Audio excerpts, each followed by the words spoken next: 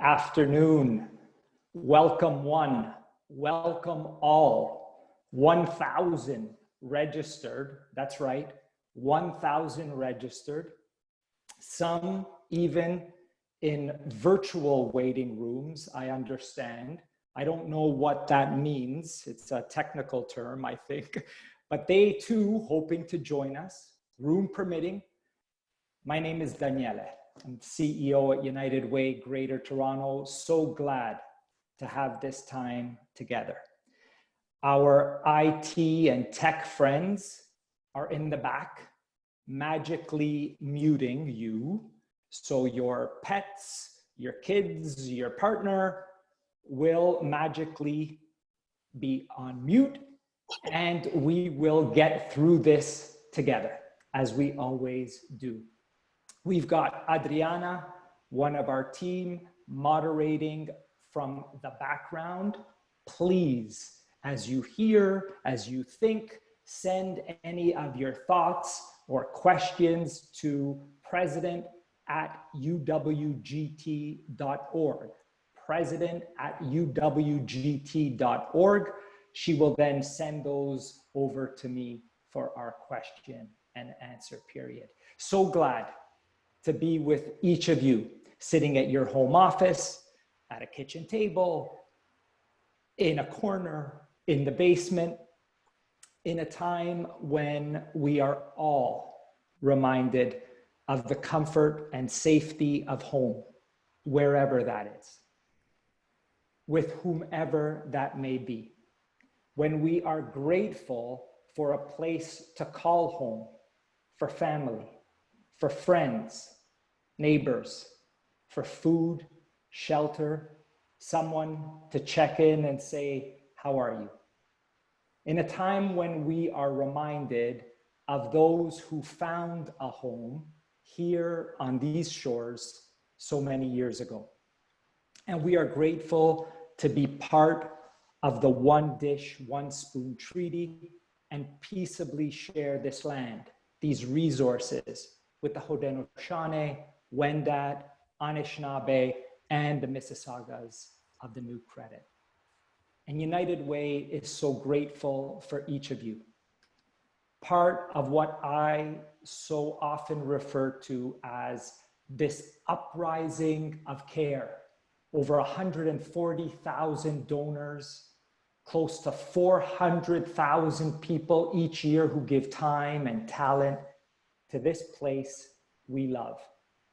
Thanks to you, your gift, United Way is the largest investor in social services next to government.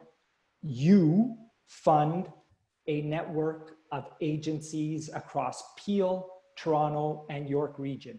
This invisible network of over 270 agencies, some big, some small, but impactful, all providing frontline services in your neighborhood every day. This network of agencies that research, report after report, proves is the single most sustainable way to solve social pressures, connecting, collaborating, coordinating in normal times.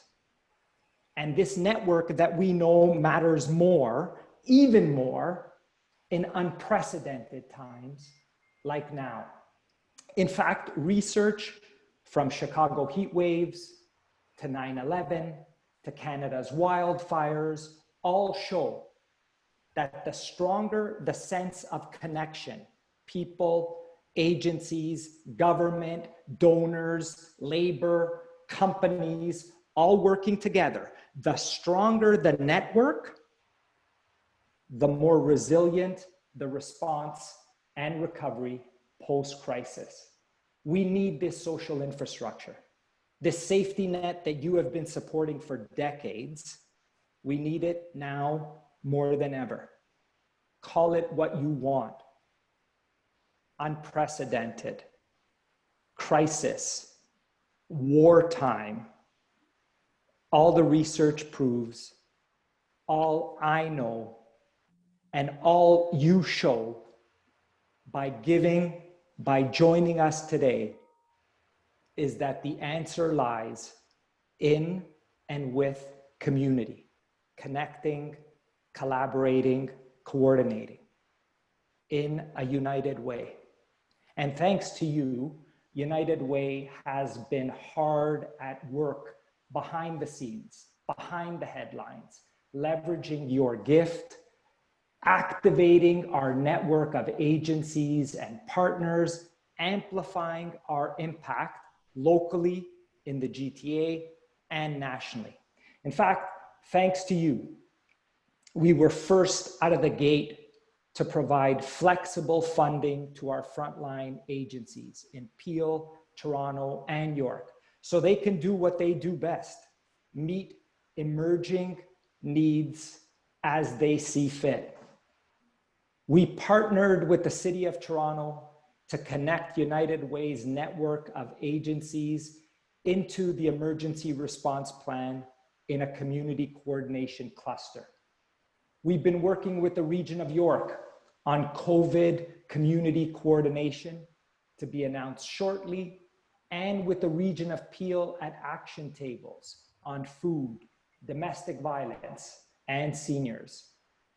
We've partnered with the federal government on emergency funding with the recent announcement of United Ways across the country administering funds to our most vulnerable seniors, helping them with much needed check-ins, grocery delivery, and other supports.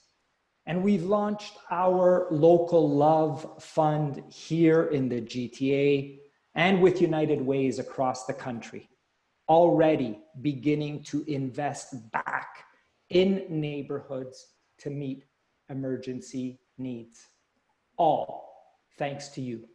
For this next hour or so, we're going to bring you into the work you make possible. Chatting with Denise Campbell, Executive Director of Social Development at the City of Toronto, with our very own Ruth Cramond, Vice President of Community Investment and Development at United Way, and Maureen Fair, Executive Director at West Neighborhood House. And as they provide a behind-the-scenes look at what is happening on the ground, please feel free to send thoughts, questions, concerns to the chat box at president@uwgt.org, president@uwgt.org. And then at 3:30 or thereabouts, we'll start to take your questions. Adriana will flow them over to me from your emails. Let's begin with our partnership with the city, or better, our partnerships, from neighborhood work to focus tables. Denise, I would be remiss if I didn't start by saying, and I believe I would speak for everyone in this Zoom, to thank you, to the City of Toronto, the staff, the politicians, for selfless public service and leadership during this crisis. So inspiring, so appreciated. And of course, that must be echoed for our partners at both the regions of Peel and York and all of their municipalities therein. Thank you from all of us. Denise, tell us about the city's work addressing the needs of our most vulnerable in COVID-19 and how these community clusters support the city's emergency response. Over to you, Denise. Thank you very much, Daniele, and thanks for the invitation to join this Zoom, only my second ever. I have to say to your opening comments, you're absolutely right. These are unprecedented times, and the kind of connection and collaboration that we have been building for years with United Way here at the city and with community agency partners, this is the time when those roots are really coming into play to serve our most vulnerable residents here in Toronto. So as you know, we certainly have been working, the city has been working with United Way and leaders across the community-based sector to better understand and meet the needs of vulnerable Torontonians during this pandemic emergency. In this rapidly evolving situation, it's certainly having impact on those that are most vulnerable among us. It's having impact on everyone, but certainly those that are most vulnerable among us. And it is underscoring long-held inequities across our city. So the only way that we can effectively support and meet those needs of individuals, families, and communities is by planning and working together, leveraging our individual and collective resources, expertise, and insights. And United Way is one of our closest and most trusted allies in this work. So as a city, working with you and other partners, we've established the City Community Resource Table, now comprised of over 50 community agencies, as well as city divisions. We're meeting daily, we're sharing information, we're discussing the new and emerging issues that are impacting community service delivery to the most vulnerable, and we are certainly exploring effective solutions through that process. We've also identified and convened smaller groups of city and community partners to develop fast, thoughtful, and relevant solutions. That has enabled us to, among other things, develop a food access action plan focused on getting food into the hands of those who don't have the financial means or are those who are now isolated and in quarantine. We're working together on a mental health support plan to ensure Torontonians can stay as mentally healthy through this as time goes on. And we're working on other strategies together, but I have to reinforce that it's our ability to partner, strategize, and invest together with United Way and our community partners, and your work to leverage and bring business partners to the table that's enabling those fast, thoughtful, and relevant approaches to the complex needs that communities are facing now. Denise, we've got 9 cluster tables that are happening across geographies. And then we've got additionally a table for Indigenous agencies and one for city spanning as well. And this is only in Toronto. Talk to us a little bit about why at a time like this system solution is important to scale into the city's emergency response. Well, I think together in our discussions with United Way in the city, we've certainly recognized that many of the issues that are facing Torontonians right now require a local response, even if it requires a systemic thinking or strategizing. And so together creating these community clusters within our coordination plan that allows staff from United Way as well as staff from the City of Toronto to connect to local frontline agencies, to talk and connect them to each other if that's not happening, to connect them to counselors' offices, for them to be able to flag the issues that they are seeing and help with speedy solutions, including bringing resources to the table where possible.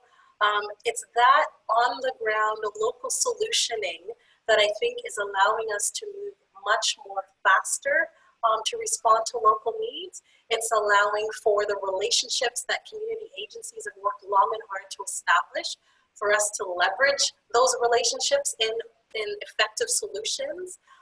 And it is certainly allowing us to get the best intel on sort of ongoing or systemic needs come back up into our system here where city can use the resources that we have, the relationship with other orders of government in order to try to ensure we're meeting the needs of those most vulnerable. This so critical, Denise, this up and down communication, coordination, collaboration. It's validated by our most recent network research, where we at United Way evaluated the impact of our network of agencies across a number of core functions: communication, coordination, and collaboration. And the findings were inspiring, though not surprising.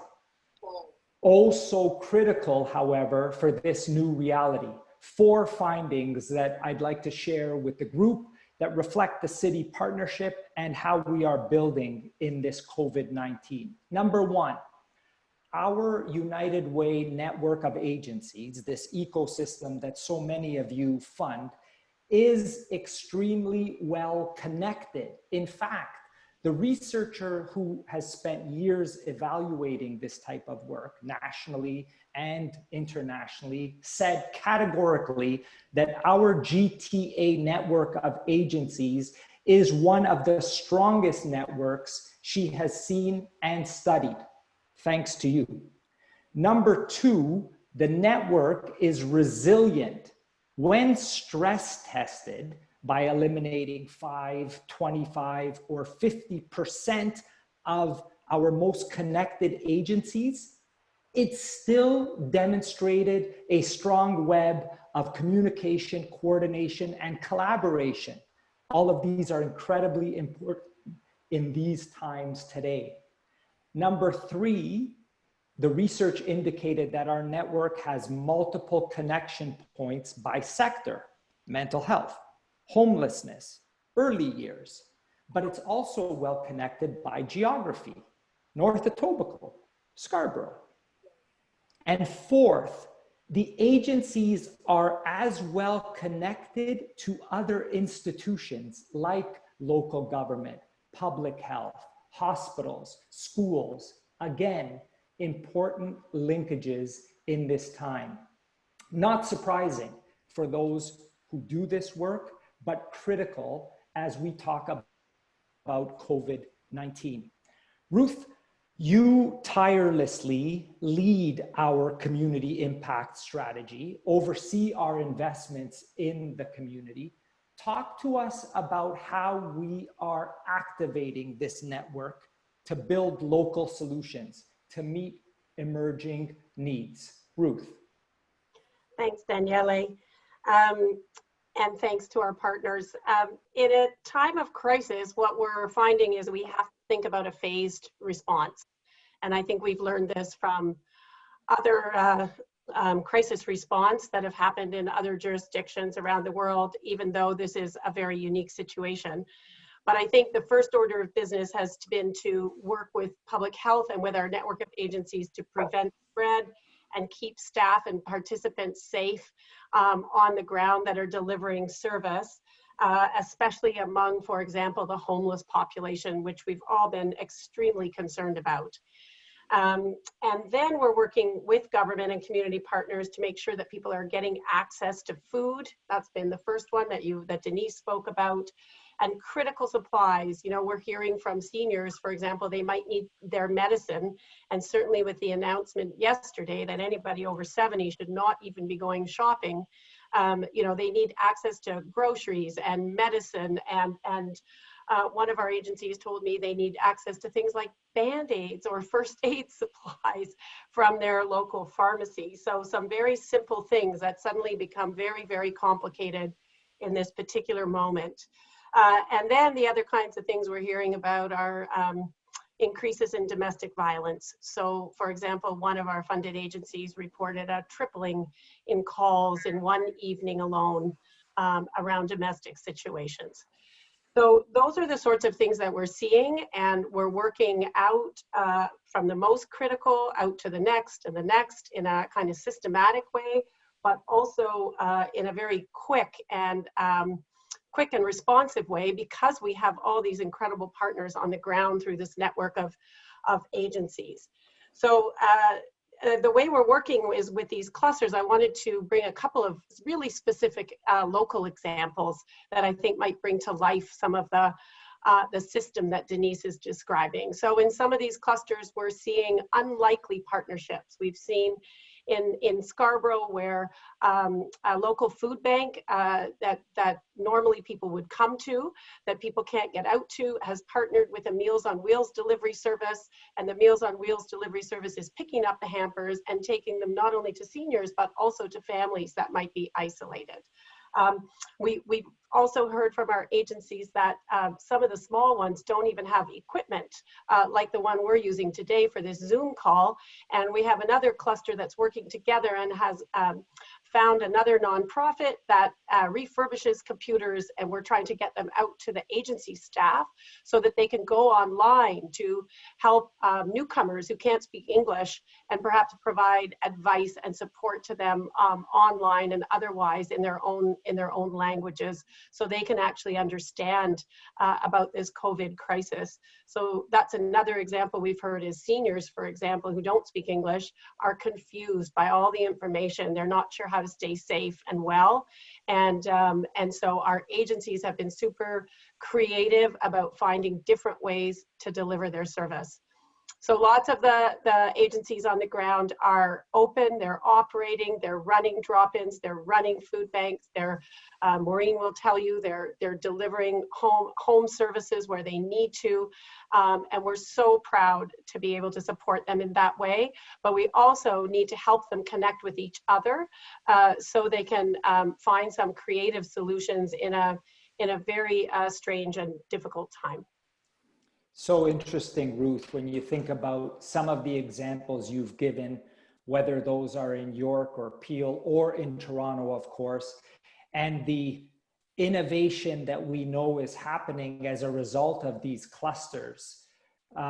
We've heard also of a local food bank partnering with Toronto Public Library to use locations for food distribution centers, or distress centers of the GTA accessing dollars from United Way and already being able to purchase extra telephony so volunteers can pick up distress calls while they're at home.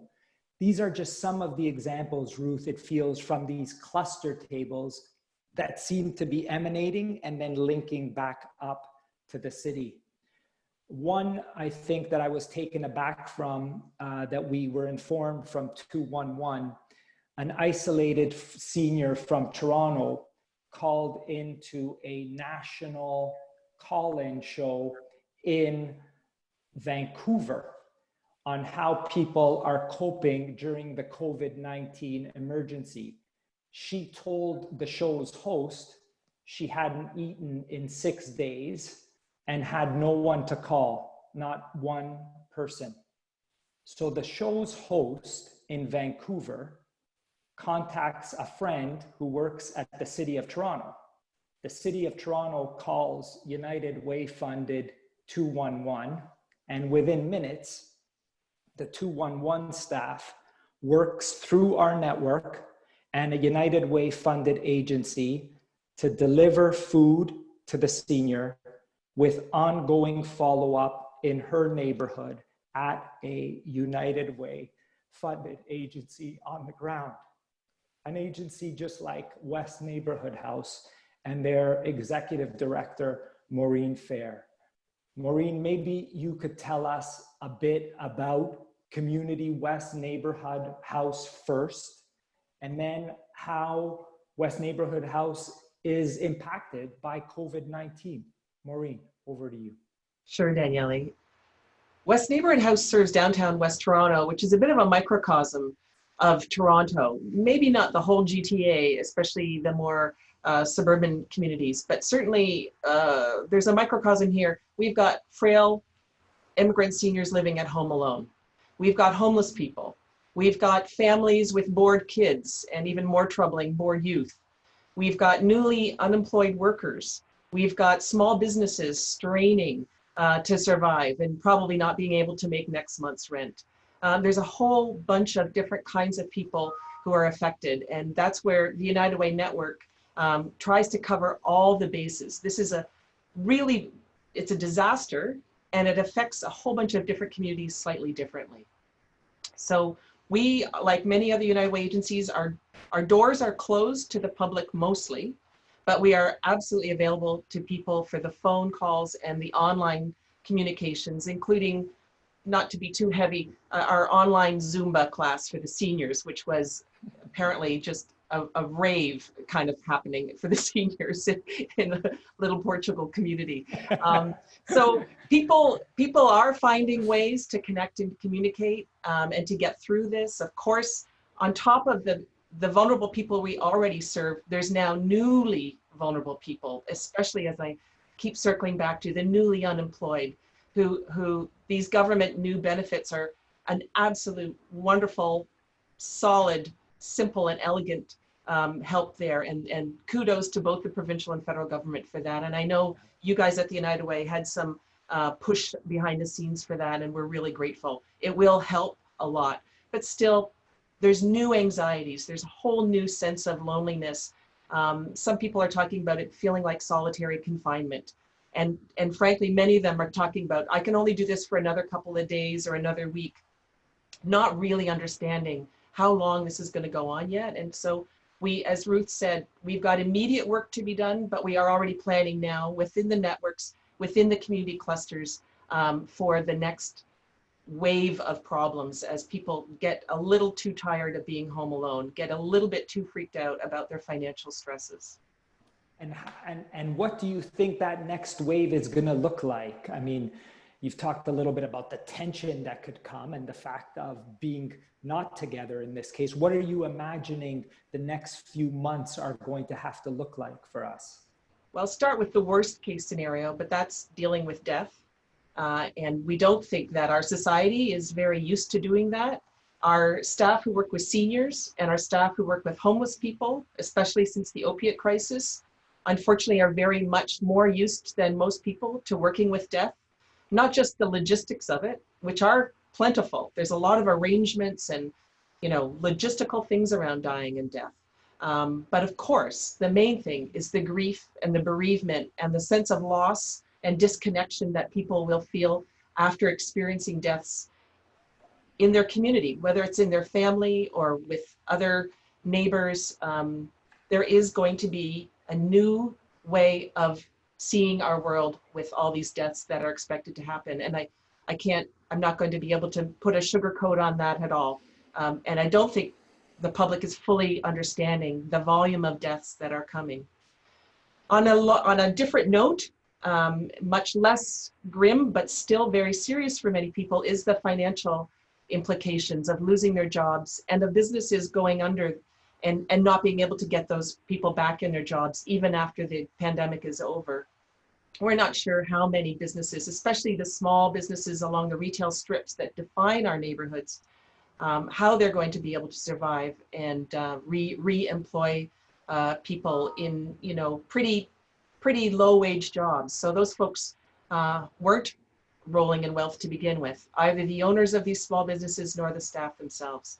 And so the financial stresses and also the sense of identity that comes from work is going to be really challenging for people.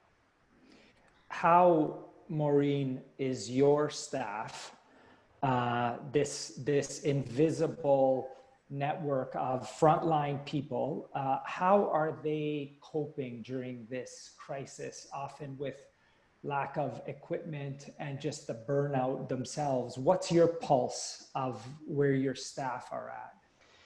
It's early days, but like I think all of us, they're frightened. They're very frightened about what COVID could mean to them in their personal health, but even more often I'm hearing expressions of worry about transmitting it back home to their families and household members. And that is a real pressure for them to feel torn between their mission to be working in the community, to providing in-person care as a personal support worker to a senior, or as a homeless drop-in worker, reaching out and comforting somebody who's been exposed to COVID in their shelter the night before. Those frontline workers, in my view, are as exposed to risk as healthcare workers. And we are working with the healthcare sector to try to understand each other's needs, in particular around personal protective equipment, and the way that we can try to keep people out of the hospital. We know the hospitals are just going to be incredibly overloaded soon. So if we can keep people out of the hospital, or once they're in there, get them out of the hospital as fast as possible, there will be more room in the hospitals to deal with the really severely ill, the people who are really severely affected by COVID-19. So our staff are scared, but I think one of the, definitions of bravery and courage is even when you're scared, you continue to do it. And I just appreciate our staff so much because I know they are scared. I appreciate that comment. And, I think surrender is not part of social service vocabulary. And I think that we're seeing that on the front line. Before I turn it over to questions from all of you, Maureen, you're a planner by background. You've been a social justice champion and advocate for decades, an executive director of one of our largest United Way agencies in Toronto, with access to small agencies, resident groups. What do you see in this moment as the real value of the cluster work, the system work we are trying to do with United Way in the city? Well, as you and Ruth know, I'm sometimes your biggest pest. I feel like I can, and I do, call you or email you at all hours to say, there's an issue coming down the pipe here. What can we do together?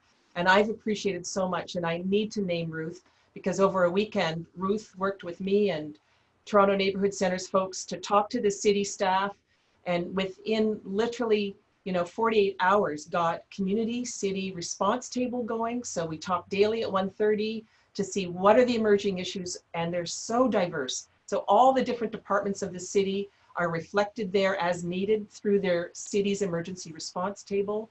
The United Way helped set that up and get us supported to be there. And the United Way then developed these community clusters, as you've already mentioned, where we see crowdsourcing from all the different diverse groups, the residents groups, the neighborhood level agencies, the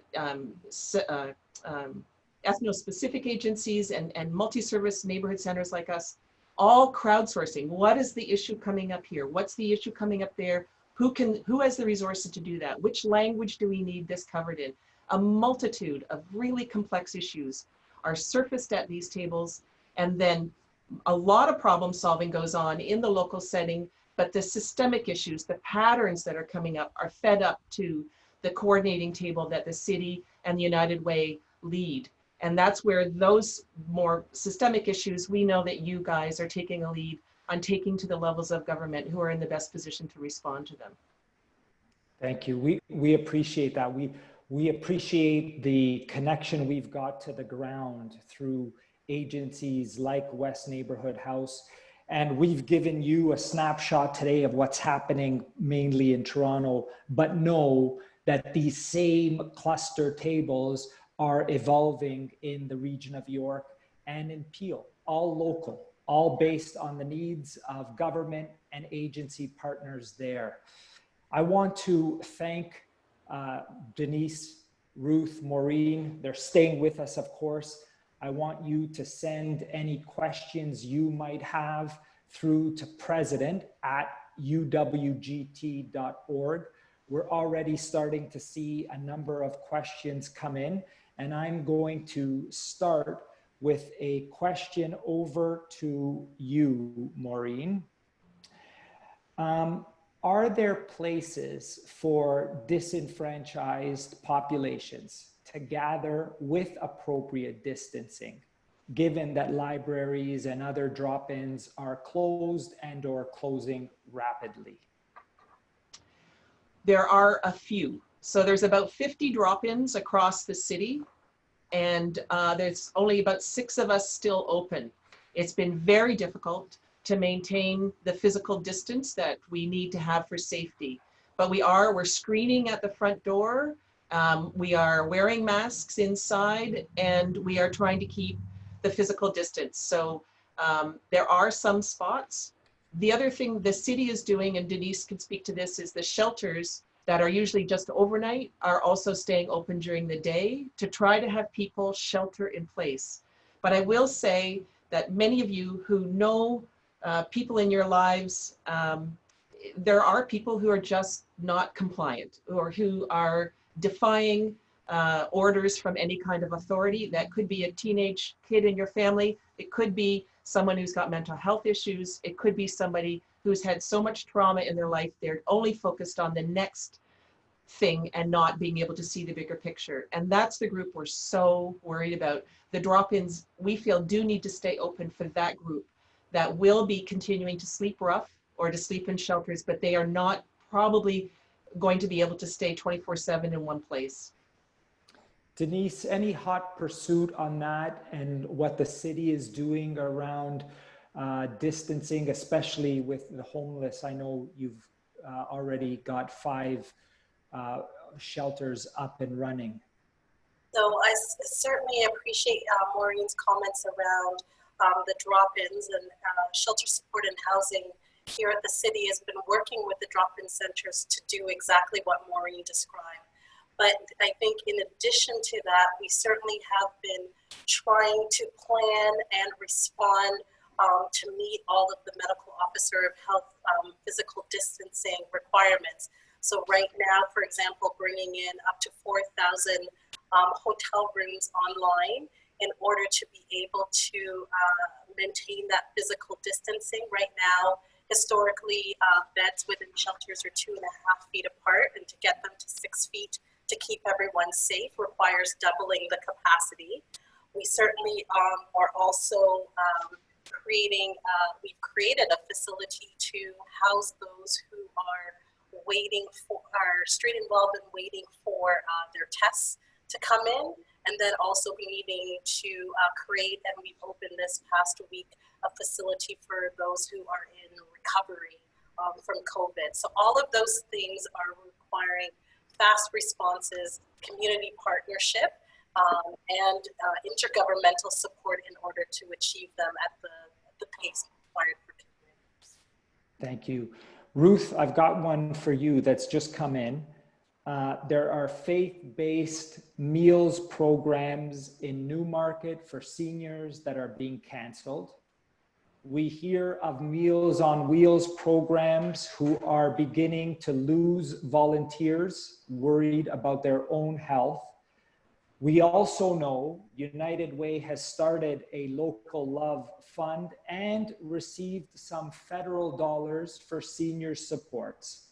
When is United Way starting to roll out new dollars in those different areas, both local love fund and the seniors fund with the federal government? Yes, we are well aware of those challenges and the closures of some local food banks and faith-based food banks for safety concerns, as well as we have a number of food distribution locations that were in buildings that have been closed. So even when they wanted to continue to operate, they've been unable. And that's exactly where this approach comes in, because we're trying to map those, we're trying to understand where those gaps are, and working with our government and local partners to try to be quite laser focused about where we then invest the emergency funds that we have. So we are just on that right now in the region of York in particular, and we've been in conversation with organizations like CHATS, one of our key seniors organizations in York region that is already increasing, in fact doubling, for example, the distribution of its frozen meals. And Christina at CHATS has shared with me that it is a challenge finding volunteers. We encourage people to go to the Spark Ontario site if people are willing to volunteer, and we're trying to get matches with the food programs and with the delivery programs. And we're also reaching out, United Way is reaching out to many of its partners to try and help find volunteers. So the emergency fund money, some of it is already out on the ground, rolling out to selective agencies that can really scale up very, very quickly. So some money has gone out. More money will be going out each week as we understand the needs and the opportunities. So we'll be doing this in a phased in way. We are waiting for some details on the federal fund, but I do promise you that we will be moving quickly. This will not be a long and bureaucratic exercise. We'll get this money in and we'll get it out as quickly as we can. Thank you for that. A question that's come in, I'm just looking at my phone here as these questions fly in. Great discussion, especially your comments, Ruth, about volunteerism. Besides donations, I have tried to volunteer, but am often told by agencies, we can't accommodate new volunteers right now. Maureen, maybe you could talk to us about this tension that we feel. People wanting to volunteer, and then our agencies balancing health needs, staff needs, and services that are changing. Any comments on that from you? Yeah, it's very much right now, we're in crisis mode, moving as many staff as possible to working from home and keeping the essential services with in-person contact still going. So I think some of this is a temporary hold on new volunteers just until we get, this week under our belt. The personal protective equipment issue is really significant. So for example, for Meals on Wheels, we are dropping food off and people have to come out and pick it up. But many of the people we serve are too frail to do that. So we have staff, instead of volunteers, in full protective gear, including gowns, who are going into the units and opening up the meals for people. There's some seniors are so frail that they have to do that. So that's just not the kind of thing right now we want to expose volunteers to, but we are looking at mutual aid networks. That's the other thing we haven't had a chance to talk about in the community clusters that the United Way has put together. There are mutual aid groups we're trying to create an infrastructure for, because there are some, what I like to call misguided entrepreneurs out there who are scamming people, offering to buy them groceries and then taking the money and not returning. So there does need to be an infrastructure and some accountability for all of these volunteer efforts. But I will say it's incredibly heartwarming and reassuring to have such a community outpouring of support. And that has buoyed many people's spirits, both working in the sector as well as the community members hearing about it. But we will be circling back to volunteers very soon. Thank you. I'm reading another question. I was particularly taken by Ruth's comments around phasing in times of crisis, a first wave of emergency support, and then thinking about the long term. What is United Way's long-term plan versus short-term in response to COVID-19? Maybe I can talk to you a little bit about this. I think any of us that have been in the sector long enough, just like you in your world and in your home, have never seen anything like this. And an already stretched and slim sector is now itself in a state of emergency. And so United Way is playing a fundamental role as both a conduit of government dollars, potentially federal and or provincial, to the sector, and a convener to holding the sector together.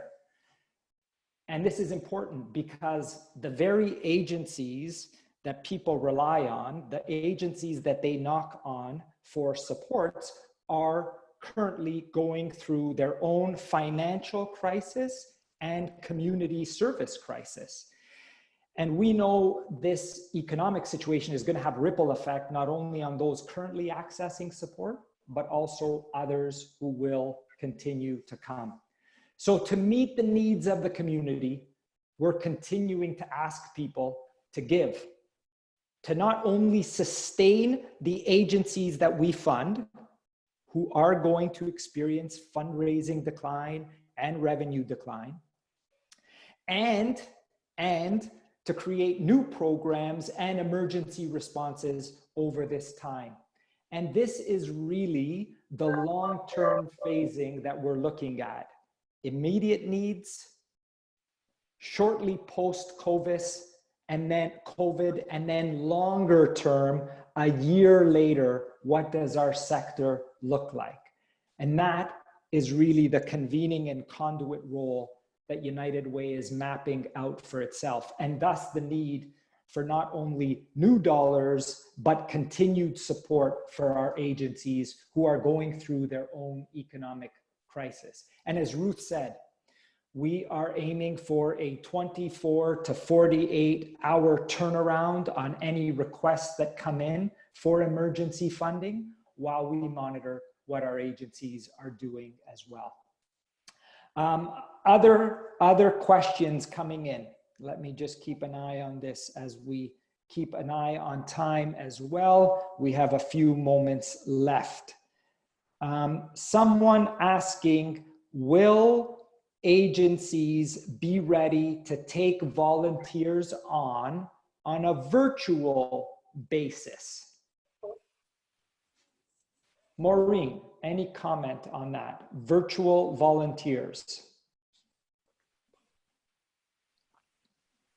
Maureen, I think you're on mute, my friend.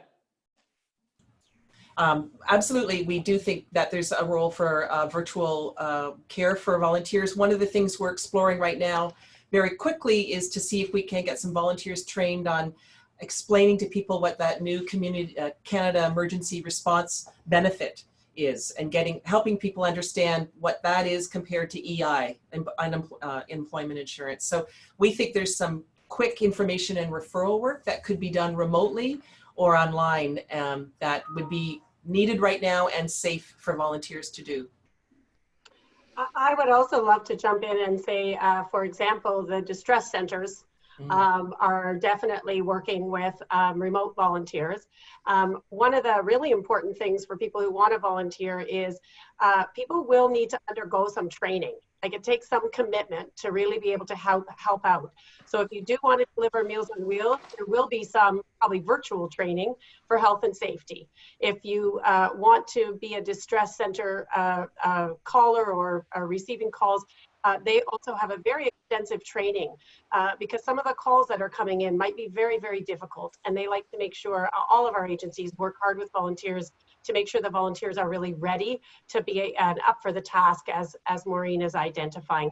And then there are nice light touch. Some of our staff and clusters are working on these pod ideas where people can volunteer just to make some phone calls, do some check-ins online by telephone.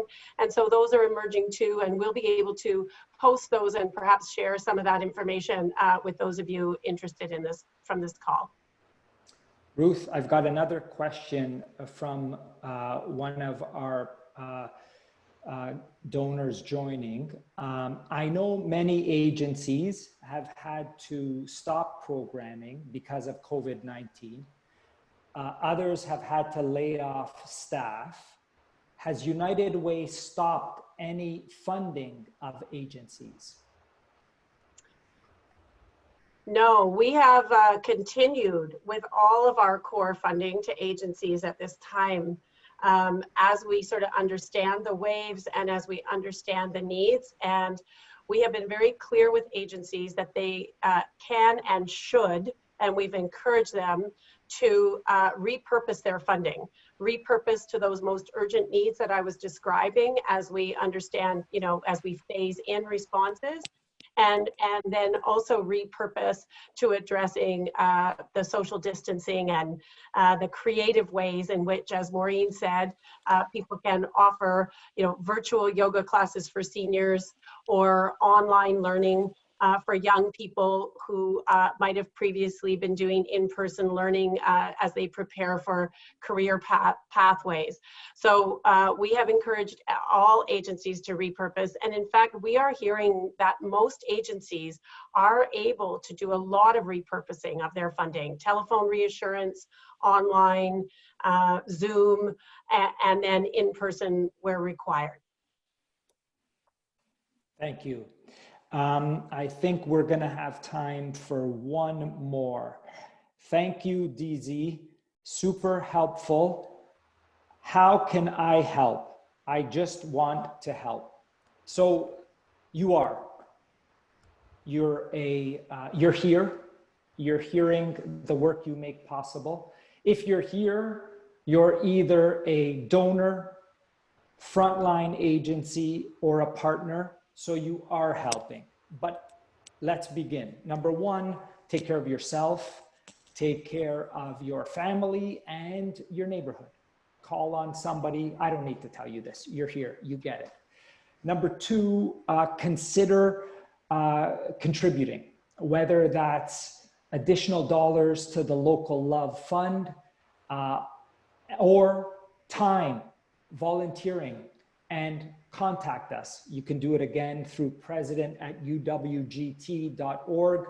We will do our darndest to connect you to emerging volunteer opportunities, virtual or real. Ruth commented on the Meals on Wheels need for drivers, so reach out to us. If you're seeking help, if someone you know is seeking help, contact 211, an interesting and immediate entry point for all of that support that you could then be triaged out to, or people can access the support.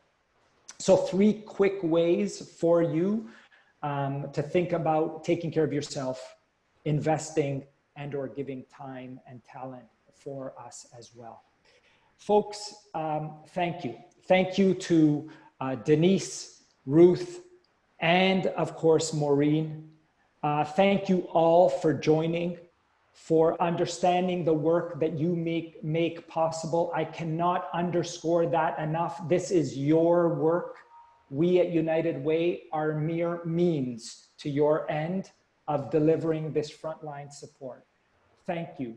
Visit the website, unitedwaygt.org, to learn more about this, to see how you can get involved, how you can give in Peel, Toronto, or in York, and ensure that this, what I call the slim, stretched network of social services, is here today and for years to come, because there will be years to come post COVID-19.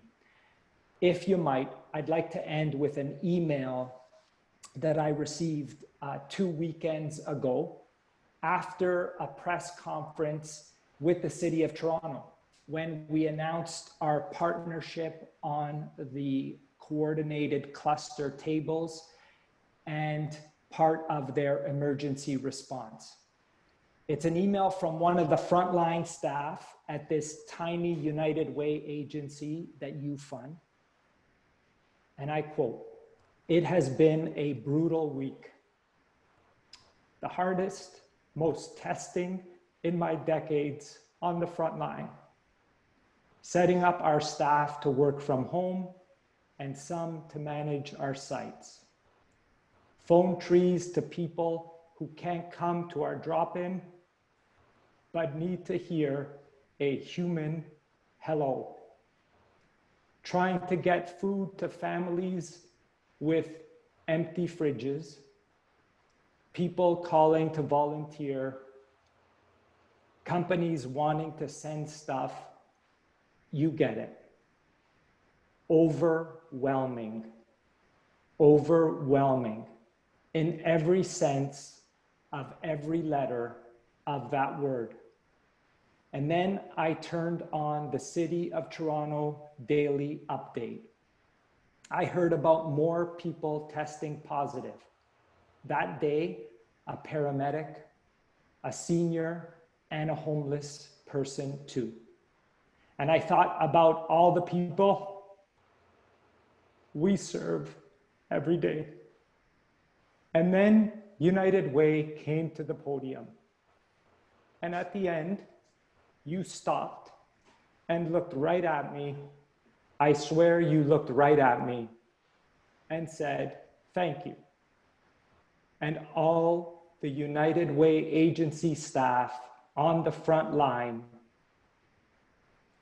invisible behind the headlines. And I lost it. I lost it. Kind of like I'm doing now, my friends, I'm sorry. It felt like we were all there with you, with United Way, with community.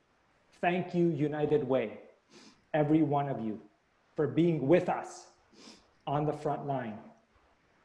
Thank you, donors, volunteers, every 1,000 of you or so here, for being with community, for being with United Way now more than ever.